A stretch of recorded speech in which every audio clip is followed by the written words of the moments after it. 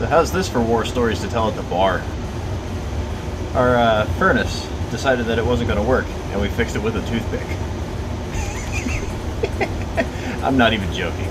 Okay, so the way this is supposed to work, there's a spring on the door, and then there's another piece of the spring that's got an arm that goes back and hits a little micro switch to turn on the sparker to spark the pilot light.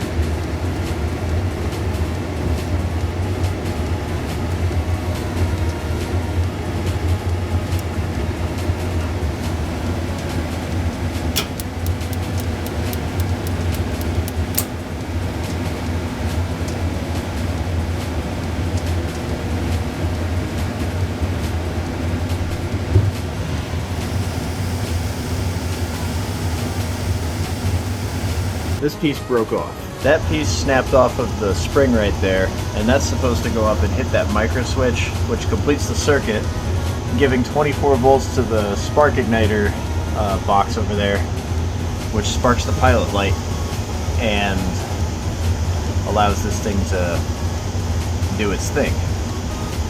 Now I was thinking all sorts of things, like maybe one of the limits is gone, but I tested all of them and they're all testing good.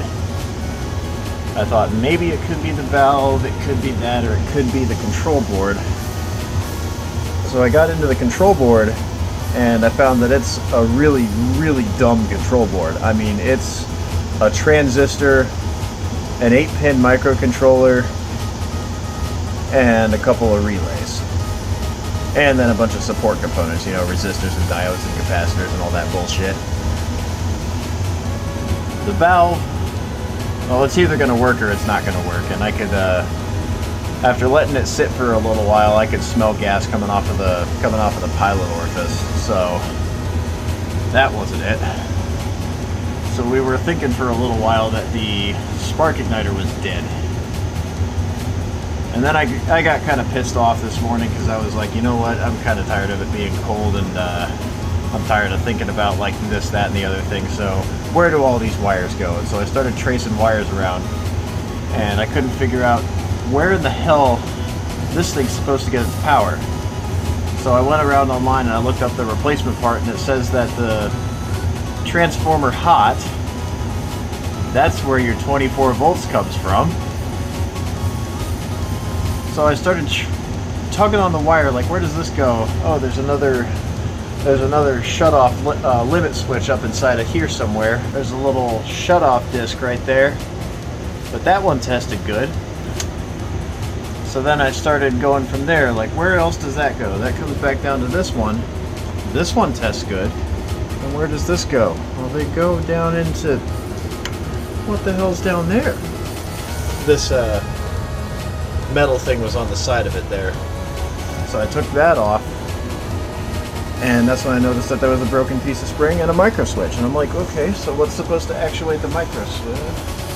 It looks like it's just about in the right position to get actuated when the door's open. But what actuate? And then I saw that broken piece of spring again, and I started thinking, yeah, it comes off of this spring right here on the bottom there, and kind of rewraps, and then there's that little finger that comes out and hits the little metal thing on the micro switch. That's what does it.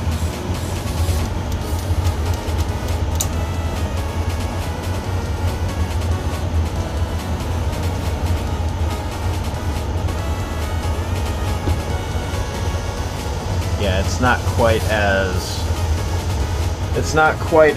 ghetto as relighting the pilot on the hot water, but yeah, this one's got an off pilot and on. This one just has an off and on. In off, it's off.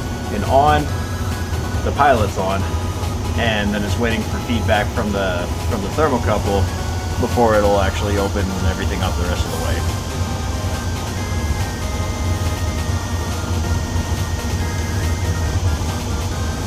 This one seems to have a weird little mode of operation. It actually heats the heat exchanger up a little bit too much, but then there's a temperature dependent overload right there that shuts it off, and then after that cools back down to a certain point, it turns back on, and so this thing just opens and closes, and there's no draft inducer. That's what I'm getting at. So there you go. That's my war story. I fixed my furnace with a toothpick. Oh, but wait a minute, I forgot to put the control board back in the